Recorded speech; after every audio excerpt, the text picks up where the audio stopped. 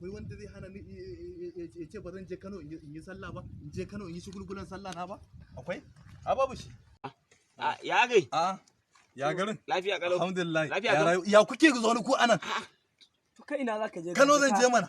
Kano zan je. Kano gobe sallah zaka ce zaka je Kano? To ai shine nake gaggawa in je Kano in yi tashi shi da Allah. An rufe boda. To ai ba ta abin nan zamu ba, ai ba ta boda zamu ba. To ta ina zaka? Ba ta jeji zan bi. Ba na ji an ce gwamna ne da kansa ya zo bakin abin nan ya tsaya ba, ya sa gate ya tsaya a wajen. Yan Kano ba za su yi goba, mu ko ba za mu fita ba. Yo to jejin kana tunanin tsira kai? To billahi lazi na bi ta jeji na je Kano. Akwai zakuna alaji. Kaga musamman fa na je na siyo waya. Kaura ne. Musamman fa na je na siyo waya domin in je Shoprite, in je Adangani Foundation gidan wasan nan. In je in ta selfie, in je in ta hotuna. Gaskiya ka ba aboki. Ashe zaka yi hoto da Jamila na gudu Insha kenan. Allah. Ido na idan Jamila Hajiya. Hajiya ake ce mata. Ido na idan Hajiya.